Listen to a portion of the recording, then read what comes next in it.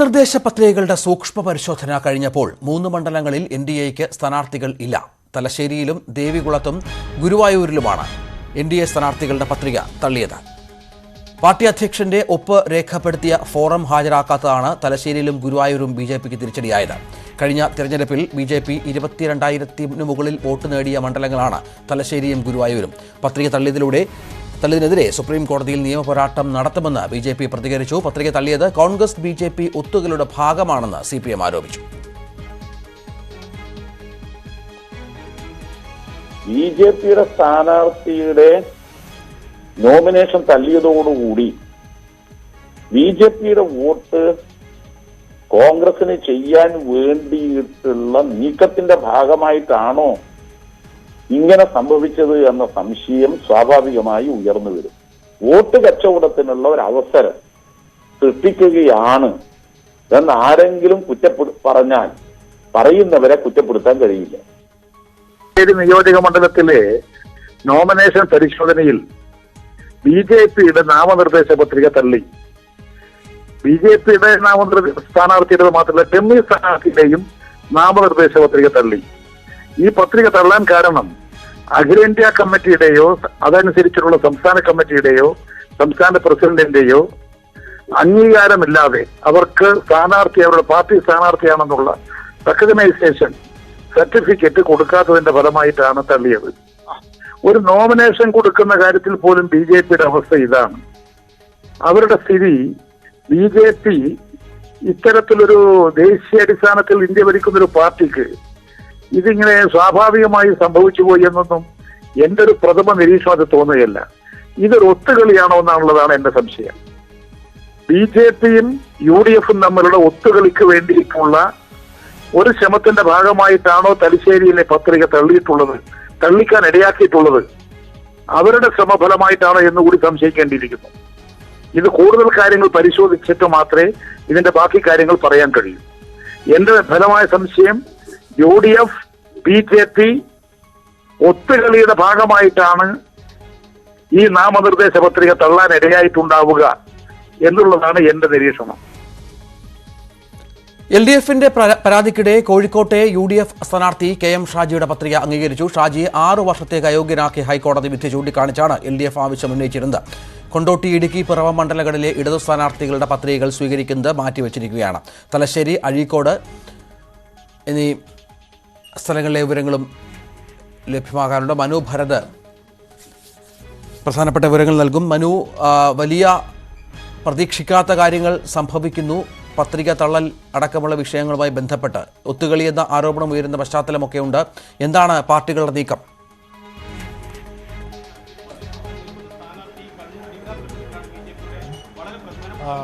ഇപ്പോൾ തലശ്ശേരിയിലെ NDA സ്ഥാനാർത്ഥിയുടെ പത്രികയാണ് തള്ളിയിരിക്കുന്നത്. NDA സ്ഥാനാർത്ഥി അവരുടെ ചിഹ്നം അനുവദിച്ചുകൊണ്ടുള്ള കത്ത് സമർപ്പിക്കുന്നതിലുണ്ടായ ഒരു പാകപ്പിഴയാണ് ഈ പ്രശ്നങ്ങൾക്ക് വഴിവെച്ചിട്ടുള്ളത്. 2 ഫോമുകൾ ചിഹ്നം അനുവദിക്കാനായി സമർപ്പിക്കണം. ഒന്ന്, ഈ സംസ്ഥാന അധ്യക്ഷന് ഇത് ചിഹ്നം അനുവദിക്കാനുള്ള ചുമതല ഏൽപ്പിച്ചുകൊണ്ട് ദേശീയ അധ്യക്ഷൻ നൽകുന്ന ഒരു കത്താണ്. അത് ഫോം A ആണ്. അതുപോലെ ദേശീയ അധ്യക്ഷന്റെ നിർദ്ദേശപ്രകാരം ഈ സംസ്ഥാന അധ്യക്ഷൻ ചിഹ്നം അനുവദിച്ചുകൊണ്ട് നൽകുന്ന ഫോം B എന്നൊരു കത്തുമുണ്ട്. ഈ ഫോം Bയുടെ കാര്യത്തിൽ കുഴപ്പമൊന്നുമില്ല. പക്ഷേ ഫോം Aയിൽ BJPയുടെ ദേശീയ അധ്യക്ഷൻ JP നദ്ദ ഒപ്പിടേണ്ടതുണ്ട്. ആ ഒപ്പ് ഇല്ല എന്നതാണ് ഈ പത്രിക തള്ളാനുള്ള ഒരു കാരണമായി ഇപ്പോൾ തെരഞ്ഞെടുപ്പ് വരണാധികാരി തലശ്ശേരി മണ്ഡലത്തിന്റെ വരണാധികാരി കൂടിയായ തലശ്ശേരി സബ് കളക്ടർ വ്യക്തമാക്കിയിരിക്കുന്നത്. ഇതിന്റെ മറ്റൊരു ഫോം തങ്ങളുടെ കയ്യിലുണ്ട്, അത് സമർപ്പിക്കാം എന്ന് BJPക്ക് വേണ്ടി അല്ലെങ്കിൽ BJP സ്ഥാനാർത്ഥിക്ക് വേണ്ടി ഹാജരായ അഭിഭാഷകർ അംബികാസുധനും അതുപോലെ അഡ്വക്കേറ്റ് പ്രേമരാജനും അവരെ തെരഞ്ഞെടുപ്പ് ഉദ്യോഗസ്ഥരെ അറിയിച്ചെങ്കിലും വരണാധികാരി അത് അംഗീകരിച്ചില്ല. കാരണം അതിന്റെ സമയം അവസാനിച്ചിരിക്കുന്നു. അങ്ങനെ സാങ്കേതികമായി ഈ പത്രിക അംഗീകരിക്കാനാകില്ല എന്ന നിലപാടാണ് അവിടെ സ്വീകരിച്ചിരിക്കുന്നത്. ഇത് വലിയ രാഷ്ട്രീയ വിവാദങ്ങൾക്ക് വഴിവെക്കും. കാരണം BJPക്ക് വളരെ നിർണായകമായ ഒരു വോട്ട് ഷെയർ ഉള്ള മണ്ഡലമാണ് തലശ്ശേരി. പ്രത്യേകിച്ച് തലശ്ശേരി നഗരസഭയിൽ പ്രതിപക്ഷത്ത് BJP ആണ് എന്നുള്ള കാര്യവും ശ്രദ്ധേയമാണ്. അപ്പോൾ ഈ ഘട്ടത്തിൽ BJPക്ക് വോട്ടില്ല എന്ന് പറയുമ്പോൾ, അല്ലെങ്കിൽ സ്ഥാനാർത്ഥിയില്ല എന്ന് പറയുമ്പോൾ BJP വോട്ടുകൾ എങ്ങോട്ട് നീങ്ങും എന്നതിനെ ചൊല്ലിയുള്ള രാഷ്ട്രീയ ചർച്ചകൾ സജീവമാണ്. ഏതായാലും കോടതിയിലേക്ക് നീങ്ങി ഇതിൻ്റെ പ്രശ്നപരിഹാരം സ്വീകരിക്കും എന്നാണ് BJP നേതൃത്വം വ്യക്തമാക്കുന്നതെങ്കിലും ഇത് വോട്ട് കച്ചവടത്തിന് തീരുമാനത്തിന് വഴിവെക്കും എന്ന ഒരു ആക്ഷേപം CPM നേതൃത്വം ഉന്നയിക്കുന്നുണ്ട്. ഇതാണ് പ്രധാനപ്പെട്ട വിവരം. തലശ്ശേരിയിൽ നിന്ന് വരുന്നത് പിറവത്തും ചില തർക്കങ്ങളുണ്ട്. ശ്രീനാഥ, പിറവത്തെ വിഷയം എന്താണ്? അത് എന്താണ് പരാതിയായി ഉന്നയിക്കപ്പെട്ടിരിക്കുന്നത്? പിറവത്ത് നാമനിർദ്ദേശ പത്രികയോടൊപ്പം നൽകിയ വിവരങ്ങളിൽ ചില തെറ്റുകൾ സംഭവിച്ചിരിക്കുന്നു എന്നുള്ളതാണ് പ്രശ്നം. അതായത് ക്രമനമ്പർ, അതായത് വോട്ടേഴ്സ് ലിസ്റ്റിലെ ക്രമനമ്പർ 1091 എന്ന് ഇടതുമുന്നണി സ്ഥാനാർത്ഥിയുടേത് കൊടുക്കേണ്ടതിന് പകരം 1901 എന്ന് തെറ്റായി രേഖപ്പെടുത്തിയിരിക്കുന്ന ഒരു സാങ്കേതിക പിഴവാണ് സംഭവിച്ചിരിക്കുന്നത്. അതിനാൽ LDF സ്ഥാനാർത്ഥി സിന്ധുമോൾ ജേക്കബിന്റെ പത്രിക തള്ളിക്കളയണം എന്നാണ് UDF ആവശ്യപ്പെട്ടിരിക്കുന്നത്. ഇത്തരത്തിൽ ക്രമനമ്പർ തെറ്റിച്ച് നൽകുന്നത്, അതായത് വോട്ടർ പട്ടികയിലെ ക്രമനമ്പരാണ് തെറ്റിച്ച് നൽകിയിരിക്കുന്നത്. അതുകൊണ്ട് തന്നെ അത് ഗുരുതരമായ പിഴവാണ് എന്നാണ് UDFന്റെ പരാതിയിൽ പറയുന്നത്. ഏതായാലും ഇക്കാര്യത്തിലൊരു തീരുമാനം 4 മണിയോടുകൂടി അറിയിക്കാം എന്നാണ് റിട്ടേണിംഗ് ഓഫീസർ അറിയിച്ചിരിക്കുന്നത്. അതനുസരിച്ചുള്ള നടപടിക്രമങ്ങളിലേക്ക് കടക്കുകയും ചെയ്യും. അതാണ് പിറവത്ത് LDF സ്ഥാനാർത്ഥിക്കെതിരെയാണ് UDFന്റെ പരാതിയായി ഉന്നയിക്കപ്പെട്ടിരിക്കുന്നത്. കൊണ്ടോട്ടിയിലെ വിവരങ്ങൾ CV അനുമോദ് നൽകും. അനുമോദ്, കൊണ്ടോട്ടിയിൽ സംഭവിച്ച കാര്യം, പരാതി, അതിന്റെ അടിസ്ഥാനം എന്താണ്? രഞ്ജിത്ത്, കൊണ്ടോട്ടിയിലെ LDF സ്ഥാനാർത്ഥി KP സുലൈമാൻ ഹാജിയുടെ പത്രിക പരിശോധനയ്ക്ക് വേണ്ടി മാറ്റിവെച്ചിരിക്കുകയാണ്. അദ്ദേഹം നൽകിയ വിവരങ്ങളിൽ ജീവിത പങ്കാളിയെക്കുറിച്ചുള്ള വിവരങ്ങൾ കൃത്യമല്ല എന്നാണ് പരാതി ഉയർന്നിരിക്കുന്നത്. ഈ കോളത്തിൽ അദ്ദേഹം ബാധകമല്ല എന്നാണ് എഴുതിയിരിക്കുന്നത്. ഇത് ഗുരുതരമായ പിഴവാണെന്ന് എതിർപക്ഷം മുസ്ലിം ലീഗ് ആരോപിക്കുന്നുണ്ട്.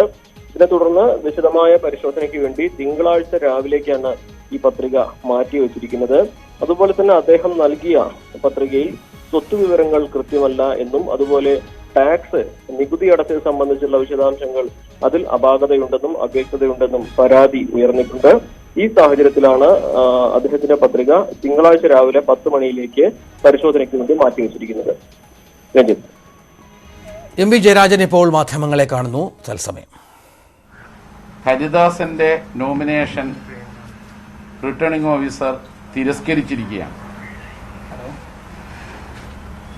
തിരസ്കരിക്കാനിടയായതിനെ കുറിച്ച് റിട്ടേണിംഗ് ഓഫീസർ പറയുന്നത്, സാധാരണഗതിയിൽ രാഷ്ട്രീയ പാർട്ടികളുടെ സ്ഥാനാർത്ഥികളാവുമ്പോൾ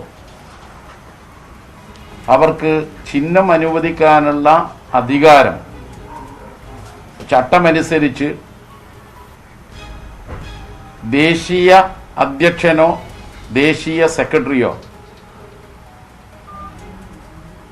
അവർ ചുമതലപ്പെടുത്തിയ സംസ്ഥാന അധ്യക്ഷനോ സംസ്ഥാന സെക്രട്ടറിയോ ആയിരിക്കും.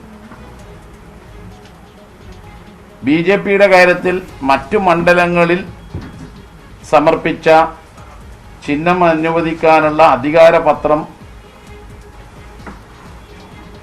BJPയുടെ ദേശീയ അധ്യക്ഷൻ സംസ്ഥാന അധ്യക്ഷനെ ചുമതലപ്പെടുത്തിക്കൊണ്ടുള്ള ഫോം എയും സംസ്ഥാന അധ്യക്ഷൻ ഇന്ന മണ്ഡലത്തിൽ ഇന്ന സ്ഥാനാർത്ഥിക്ക് BJPയുടെ ചിഹ്നം അനുവദിക്കണമെന്ന് റിട്ടേണിംഗ് ഓഫീസറോട് ആവശ്യപ്പെടുന്ന അധികാരപത്രവുമാണ് കാണുന്നത്. തലശ്ശേരിയുടെ കാര്യത്തിൽ മറ്റു മണ്ഡലങ്ങളിൽ സമർപ്പിച്ചതുപോലെയുള്ള അധികാരപത്രം സമർപ്പിച്ചില്ല. അതിനു പകരം കളർ ഫോട്ടോസ്റ്റാറ്റ് കോപ്പിയാണ് സമർപ്പിച്ചത്. അതുകൊണ്ടാണ് നാമനിർദ്ദേശ പത്രിക തള്ളുന്നത്. അതോടൊപ്പം എല്ലാ രാഷ്ട്രീയ പാർട്ടികളും ചെയ്യുന്നത് പോലെ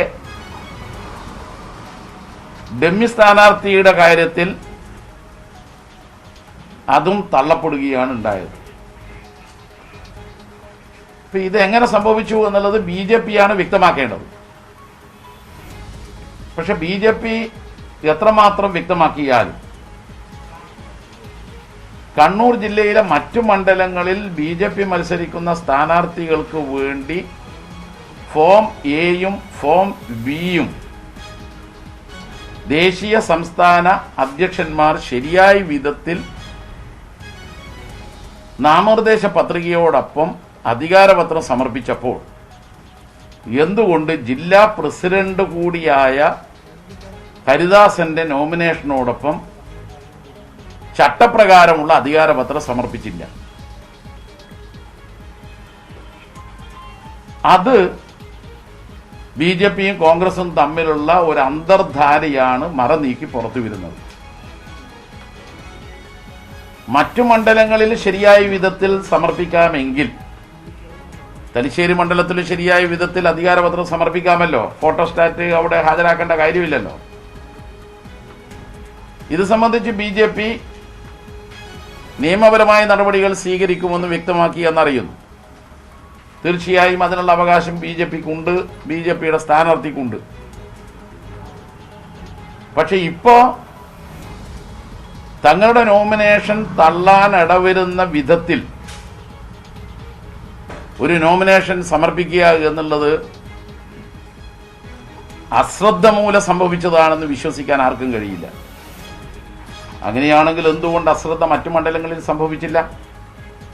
ഇപ്പോൾ തലശ്ശേരിയുടെ തൊട്ടടുത്ത മണ്ഡലങ്ങളിൽ മത്സരിക്കുന്ന സ്ഥാനാർത്ഥികൾ നോക്കണം. ഒന്ന് BJPയുടെ ജില്ലാ അധ്യക്ഷനാണെങ്കിൽ ധർമ്മടം മണ്ഡലത്തിൽ പ്രധാനപ്പെട്ട നേതാവാണ് CK പത്മനാഭൻ. അവിടെ ഫോം എയും ബിയും ശരിയായ വിധത്തിൽ തന്നെ സമർപ്പിച്ചിട്ടുണ്ട്.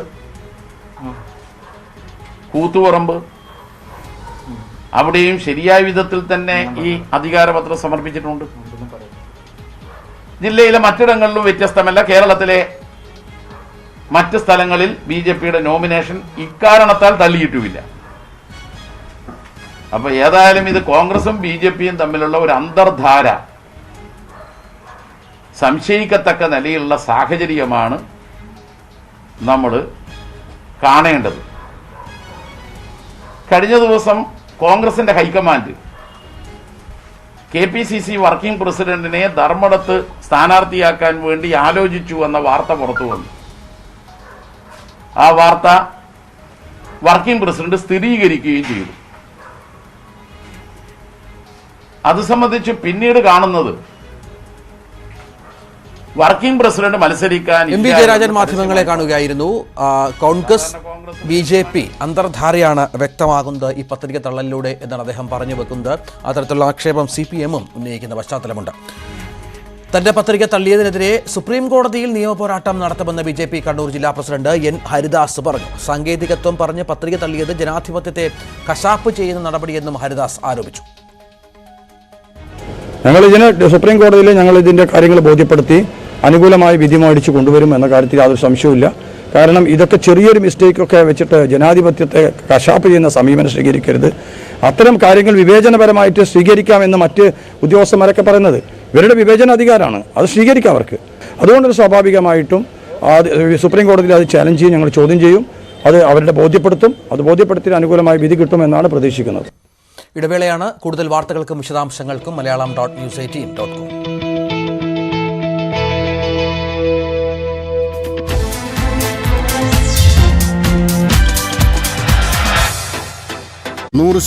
ജൈവ മൂലികകൾ ചേർത്ത് കേരളത്തിൽ ശക്തമായ 3 മുന്നണികൾ മത്സരിച്ചത് 1970-ൽ. CPM മുന്നണിയിൽ സംയുക്ത സോഷ്യലിസ്റ്റ് പാർട്ടിയും കേരള സോഷ്യലിസ്റ്റ് പാർട്ടിയും, കർഷക തൊഴിലാളി പാർട്ടിയും CPM-നൊപ്പം. CPI മുന്നണിയിൽ RSPയും ലീഗും PSPയും കോൺഗ്രസും. മൂന്നാം മുന്നണിയിൽ നിന്നത് കേരള കോൺഗ്രസും സംഘടനാ കോൺഗ്രസും. ആദ്യം പുറമേ നിന്ന് പിന്തുണച്ച കോൺഗ്രസ് മന്ത്രിസഭയിൽ ചേർന്നത് പിന്നീട്.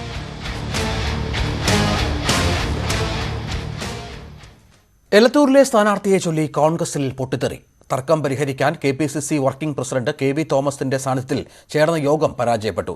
കോഴിക്കോട് DCC ഓഫീസ് പരിസരത്ത് പ്രവർത്തകരുടെ കയ്യാങ്കളി സംഘർഷത്തിന് ഇടയാക്കി.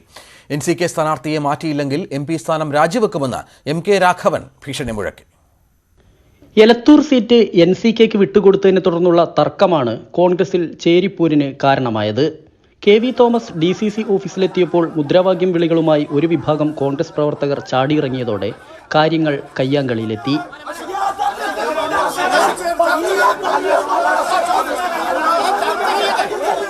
സീറ്റ് NCKയിൽ നിന്ന് ഏറ്റെടുക്കണമെന്നാവശ്യപ്പെട്ട് DCC ഓഫീസ് പരിസരത്ത് മുദ്രാവാക്യം വിളികളോടെ കോൺഗ്രസ് പ്രവർത്തകർ തടിച്ചുകൂടി.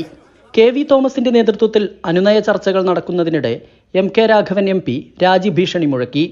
NCK സ്ഥാനാർത്ഥിയെ അംഗീകരിക്കില്ലെന്ന് പറഞ്ഞ രാഘവൻ യോഗത്തിൽ നിന്ന് ഇറങ്ങിപ്പോയി. ഞാൻ ഒരു കാര്യം പറയാം, മയൂരിയെ അംഗീകരിക്കുന്ന വിഷയമില്ല. MK രാഘവനെ തിരിച്ചു വിളിച്ച് യോഗം തുടർന്നെങ്കിലും തീരുമാനമായില്ല. തുടർന്ന് സീറ്റിന്റെ കാര്യത്തിൽ അന്തിമ തീരുമാനം KPCCക്ക് വിട്ടു.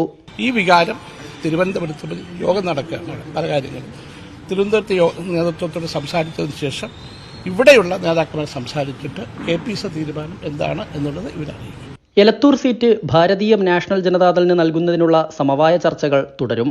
ജനതാദളിന് നൽകുന്നതിനോട് എതിർപ്പില്ലെന്നാണ് എലത്തൂർ മണ്ഡലം കോൺഗ്രസ് കമ്മിറ്റിയുടെ നിലപാട്. ന്യൂസ് 18 കോഴിക്കോട്. ക്ഷേമ പെൻഷൻ പ്രതിമാസം 3000 രൂപ വീതം നൽകുമെന്ന് UDFന്റെ വാഗ്ദാനം. ശബരിമലയിൽ ആചാര സംരക്ഷണം ഉറപ്പുവരുത്താൻ നിയമനിർമ്മാണം നടത്തും. സർക്കാർ ജോലിക്ക് അപേക്ഷിക്കുന്ന അമ്മമാർക്ക് 2 വർഷം വയസ്സിളവ് അടക്കമുള്ള ആകർഷകമായ പ്രഖ്യാപനങ്ങളാണ് UDFന്റെ പ്രകടന പത്രികയിൽ ഉള്ളത്. ക്ഷേമ പെൻഷൻ 2500 രൂപയായി വർദ്ധിപ്പിക്കുമെന്നായിരുന്നു ഇടതുമുന്നണിയുടെ വാഗ്ദാനം. ഇത് മറികടന്ന് പ്രതിമാസം 3000 രൂപ നൽകുമെന്നാണ് UDFന്റെ ഉറപ്പ്. രാഹുൽ ഗാന്ധി പ്രഖ്യാപിച്ച ന്യായ് പദ്ധതി കേരളത്തിലും നടപ്പിലാക്കും. ക്ഷേമ പെൻഷനിൽ കാലോചിതമായ പരിഷ്കാരം ഉറപ്പുവരുത്താൻ പെൻഷൻ പരിഷ്കരണ കമ്മീഷൻ. സർക്കാർ ജോലിക്ക് അപേക്ഷിക്കാൻ അമ്മമാർക്ക് 2 വർഷം വയസ്സിളവടക്കമുള്ള ആകർഷകമായ പ്രഖ്യാപനങ്ങളാണ് പ്രകടന പത്രികയിലുള്ളത്. സംസ്ഥാനത്തെ പാവപ്പെട്ട കുടുംബങ്ങൾക്ക് പ്രതിവർഷം 72,000 രൂപ, മാസം 6,000 രൂപ വരെ ഉറപ്പാക്കുന്ന രാഹുൽ ഗാന്ധിയുടെ വാഗ്ദാനമായ ന്യായ് പദ്ധതി സംസ്ഥാനത്ത് നിന്നും ദാരിദ്ര്യം തുടച്ചു നീക്കാൻ ഈ പദ്ധതിക്ക് സാധിക്കും. ശബരിമലയിൽ വിശ്വാസ സംരക്ഷണത്തിനായി നിയമനിർമ്മാണം. സഭാതർക്കം പരിഹരിക്കും. മത്സ്യബന്ധന അവകാശവും ആദ്യ വിൽപ്പന അവകാശവും മത്സ്യത്തൊഴിലാളികൾക്ക്. KSRTC ജീവനക്കാരുടെ പെൻഷൻ സർക്കാർ ഏറ്റെടുക്കും. ലഹരി വിമുക്ത ആശയം നടപ്പിലാക്കാൻ പ്രത്യേക അതോറിറ്റി. 5 ലക്ഷം പുതിയ വീടുകൾ. ഇങ്ങനെ നീളുന്നു UDFന്റെ പ്രകടന പത്രികയിലെ വാഗ്ദാനങ്ങൾ. പ്രധാന നേതാക്കളെല്ലാം പങ്കെടുത്ത ചടങ്ങിൽ പ്രകടന പത്രിക പുറത്തിറക്കി. ന്യൂസ് 18 തിരുവനന്തപുരം. പറഞ്ഞത് നടപ്പിലാക്കുമെന്ന് മുഖ്യമന്ത്രി പിണറായി വിജയൻ. 5 വർഷം മുൻപ് 600 വാഗ്ദാനങ്ങൾ ഉണ്ടായിരുന്നു. അതിൽ 580 കാര്യങ്ങൾ നടപ്പിലാക്കി. സമൂഹത്തിന്റെ വിവിധ തുറകളിലുള്ളവരുടെ അഭിപ്രായം പരിഗണിച്ചാണ് ഇത്തവണ പ്രകടന പത്രിക തയ്യാറാക്കിയത്. പരമദരിദ്രാവസ്ഥയിലുള്ളവരുടെ സംസ്ഥാനാടിസ്ഥാനത്തിൽ മോണിറ്റർ ചെയ്യും. കൃഷിക്കാരുടെ വരുമാനം 50% ഉയർത്തും. ക്ഷേമ പെൻഷനുകൾ 2500 രൂപയിലേക്ക് ഉയർത്തുമെന്നും ലൈഫ് മിഷനിലൂടെ 5 ലക്ഷം വീടുകൾ കൂടി നൽകുമെന്നും മുഖ്യമന്ത്രി പറഞ്ഞു. കോൺഗ്രസ് നേതാവ് ഉമ്മൻചാണ്ടിയുടെ മരുമകൻ വർഗീസ് ജോർജ് 2020-ൽ ചേർന്നു. പാർട്ടിയുടെ ഉപദേശക സമിതി അംഗമായി വർഗീസ് ജോർജിന് യുവജന സംഘടനയുടെ ഏകോപന ചുമതലയുമുണ്ട്. നടനും സംവിധായകനുമായ ലാലും 2020യോടൊപ്പം ചേർന്ന് പ്രവർത്തിക്കുമെന്ന് അറിയിച്ചു. കൊച്ചിയിൽ നടന്ന ഭാരവാഹി യോഗത്തിന് ശേഷമാണ് 2020-ൽ ചേരുന്നതായി വർഗീസ് ജോർജ് അറിയിച്ചത്. പാർട്ടി ഉപദേശക സമിതി ചെയർമാൻ കൊച്ചൗസേപ്പ് ചിറ്റിലപ്പള്ളി അംഗത്വം നൽകി. വർഗീസ് എന്നും നമ്മുടെ ഗ്രൂപ്പിൽ കട്ടയ്ക്ക് ഉണ്ടാവുന്ന ഉറപ്പ് തന്നതിന്റെ ഒരു രേഖയാണ് കൈമാറുന്നത്. ഉമ്മൻചാണ്ടിയുടെ പ്രവർത്തനങ്ങളോടുള്ള വിയോജനമല്ല, മറിച്ച് 2020യുടെ പ്രവർത്തനങ്ങളോടുള്ള താല്പര്യമാണ് പാർട്ടിയിൽ ചേരാൻ കാരണമെന്ന് വർഗീസ് ജോർജ് പറഞ്ഞു. ഉമ്മൻചാണ്ടിയുടെ മൂത്ത മകൾ മരിയയുടെ ഭർത്താവാണ് വർഗീസ് ജോർജ്. ദുബായിലെ കമ്പനിയിൽ CEO ആയി ജോലി നോക്കുകയായിരുന്നു. ഈ നാട്ടിലെ രാഷ്ട്രീയ രീതികൾ മാറണമെന്ന് വളരെയധികം ആഗ്രഹിക്കുകയും പല രീതിയിൽ എനിക്ക് ചെയ്യാവുന്ന എനിക്ക് സമയം കിട്ടുമ്പോഴെല്ലാം ഇതിനെക്കുറിച്ച് ഓരോ പ്രോജക്റ്റുകൾ എഴുതി വയ്ക്കുകയും ചെയ്യുക മാത്രമാണ് ഇതുവരെ ചെയ്തിരുന്നത്. പക്ഷെ ഇങ്ങനത്തെ ഒരു പ്ലാറ്റ്ഫോം ഉണ്ടെന്ന് മനസ്സിലാക്കിയപ്പോൾ ഈ പ്ലാറ്റ്ഫോം ആയിരിക്കും നല്ലൊരു അവസരം എന്ന് തോന്നിയത് കൊണ്ടാണ് ഞാൻ ഇതിലോട്ട് ഇറങ്ങിയത്. 2020യോടൊപ്പം ചേർന്ന് പ്രവർത്തിക്കുന്നതായി വീഡിയോ സന്ദേശത്തിലൂടെയാണ് നടൻ ലാൽ അറിയിച്ചത്. മരുമകൻ അലൻ ആന്റണി യുവജന വിഭാഗം പ്രസിഡന്റായി തെരഞ്ഞെടുക്കപ്പെട്ടു. പ്രശസ്തരായ നിരവധി പേർ വരും ദിനങ്ങളിൽ 2020യുടെ ഭാഗമാകുമെന്ന് കോർഡിനേറ്റർ സാബു ജേക്കബ് അറിയിച്ചു. നിയമസഭാ തെരഞ്ഞെടുപ്പിൽ പാർട്ടി എറണാകുളം ജില്ലയിലെ 8 മണ്ഡലങ്ങളിൽ മത്സരിക്കുന്നുണ്ട്. ന്യൂസ് 18 കൊച്ചി. കിഫ്ബിക്ക് ആദായനികുതി വകുപ്പിന്റെ നോട്ടീസ്. കിഫ്ബി പദ്ധതികളുടെ വിശദാംശങ്ങൾ തേടി ആദായനികുതി വകുപ്പ് നോട്ടീസ് അയച്ചു. കഴിഞ്ഞ 5 വർഷത്തിനിടെ കിഫ്ബി നടപ്പിലാക്കിയ പദ്ധതികളുടെ വിശദാംശങ്ങളാണ് വേണ്ടത്. BV അരുൺ ചേരുന്നു. അരുൺ, എന്താണ് ഈ പുതിയ നീക്കത്തിന് പിന്നിൽ ആദായനികുതി വകുപ്പിന്റെ? കിഫ്ബിക്കെതിരെ നേരത്തെ എൻഫോഴ്സ്മെന്റ് ഡയറക്ടറേറ്റ് കിഫ്ബി ഉദ്യോഗസ്ഥരോട് ഹാജരാകാൻ ആവശ്യപ്പെട്ട് നോട്ടീസ് നൽകിയിരുന്നു. ഇതിന്റെ തുടർച്ചയായി ഇപ്പോൾ ആദായനികുതി വകുപ്പിന്റെയും നടപടി ഉണ്ടാവുകയാണ്. ആദായനികുതി വകുപ്പും കിഫ്ബിക്ക് നോട്ടീസ് അറിയിക്കുന്നു. പ്രധാനമായും ആദായനികുതി വകുപ്പ് കിഫ്ബിയോട് ആവശ്യപ്പെട്ടിരിക്കുന്നത് കഴിഞ്ഞ 5 വർഷത്തിനിടെ കിഫ്ബി നടപ്പാക്കിയ പദ്ധതികളുടെ വിശദാംശങ്ങൾ സമർപ്പിക്കാനാണ് ആവശ്യം. 5 വർഷത്തിനിടെ കിഫ്ബി കരാറുകാർക്ക് പണം നൽകിയ വിശദാംശങ്ങൾ നൽകാനും നിർദ്ദേശമുണ്ട്. ഓരോ പദ്ധതിയുടെയും നികുതി വിശദാംശങ്ങൾ നൽകണം. കിഫ്ബിയെ കുറിച്ച് നേരത്തെ കിഫ്ബിയിൽ EDയുടെ അന്വേഷണം വിവാദമായിരുന്നു. സർക്കാർ അതിനെതിരെ ശക്തമായ രംഗത്ത് വന്നിരുന്നു. സംസ്ഥാനത്തിന്റെ വികസന പദ്ധതികൾ പൂർണ്ണമായും തടസ്സപ്പെടുത്താനുള്ള കേന്ദ്ര നീക്കമായാണ് ഇതിനെ സർക്കാർ വിലയിരുത്തിയത്. അതുകൊണ്ട് തന്നെ ഉദ്യോഗസ്ഥരോട് ഹാജരാകേണ്ട എന്ന നിർദ്ദേശം സർക്കാർ നൽകിയത്. ഇപ്പോൾ ആദായനികുതി വകുപ്പും സംസ്ഥാന സർക്കാരിന്റെ ഏറ്റവും പ്രധാനപ്പെട്ട സ്ഥാപനമായ സംസ്ഥാനത്തെ വികസന പദ്ധതികൾ നടപ്പാക്കാൻ പണം സമാഹരിക്കുന്ന സ്ഥാപനമായ കിഫ്ബിയിലേക്ക് കേന്ദ്ര ആദായ നികുതി വകുപ്പിന്റെ അന്വേഷണവും എത്തുകയാണ്. അവരുടെ ഇടപെടലും ഉണ്ടാവുകയാണ്. പങ്കുവച്ചു. സ്വർണ്ണക്കടത്ത് കേസ് അന്വേഷണം സർക്കാർ സംവിധാനം ഉപയോഗിച്ച് എം ശിവശങ്കർ അട്ടിമറിക്കാൻ ശ്രമിക്കുകയാണെന്ന് എൻഫോഴ്സ്മെന്റ് ഡയറക്ടറേറ്റ്.